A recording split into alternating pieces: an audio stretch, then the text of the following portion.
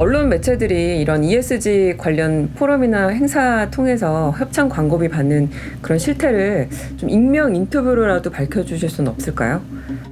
큰일 홍보사 다 알아가지고 니네 이렇게 연락 오고 그래요. 근데 문제는 큰일 납니다. 이걸 기업이 드러내놓고 말을 하기에는 상당히 부담스럽다. 이거에 대한 부분은 상상을 초월할 정도일 거니까요. 어려운 자리 해주셔서 감사합니다. 지금 언론사 간에 일종의 주도권 경쟁 같은 게 좀 붙었어요. 언론사 입장에선 사회적 이슈가 중요하고 명분을 만들어야 되는데 워낙 업계 이슈니까 지금 딱 좋은 테마 아닙니까? ESG 모든 포럼에 교육에 딱 좋죠. 장사하기엔 대목이죠. 대목.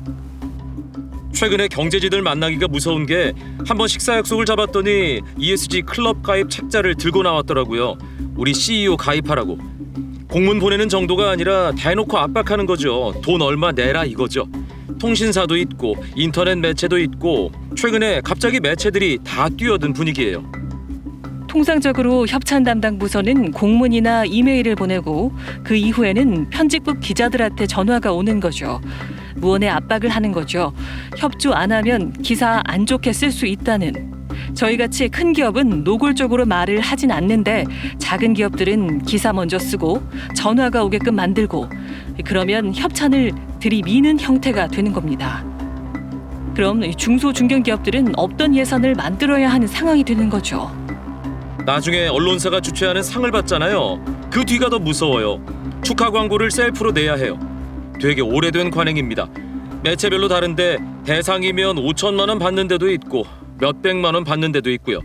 오랜 고민 끝에 기자일을 그만둔 A씨는 기자 생활 내내 자괴감에 시달렸다고 했습니다.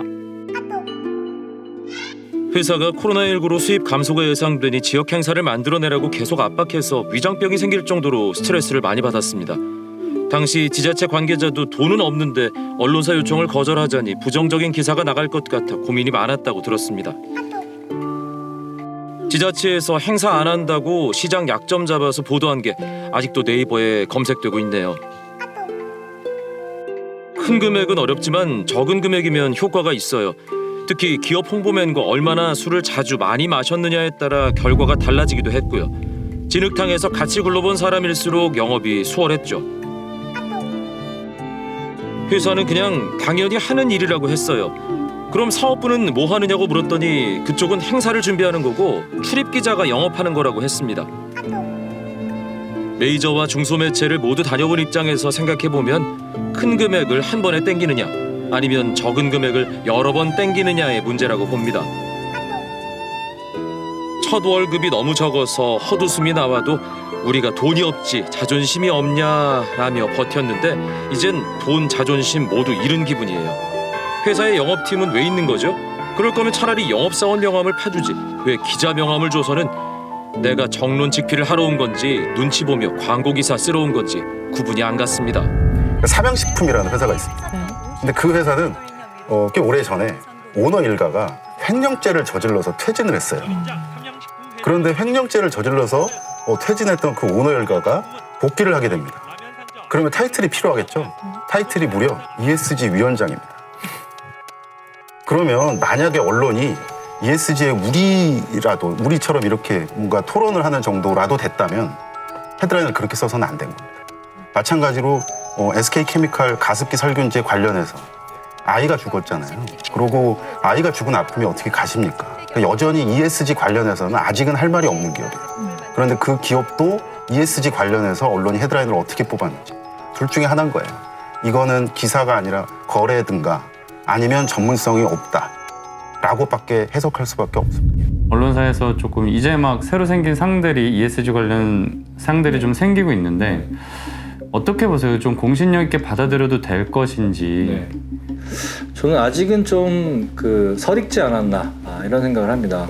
안 해왔던 기업들은 이제 막 학습하는 과정이거든요. 인지하는 단계인데 그냥 상을 위한 상이다 이렇게 좀 생각을 합니다. 예. 외국에 예를 들면 월스트리트 저널이라든지 포브스 같은 경우에도 지속 가능성이 높은 기업들을 이제 랭킹을 이렇게 매기는 일들이 꽤 여러 군데가 있습니다.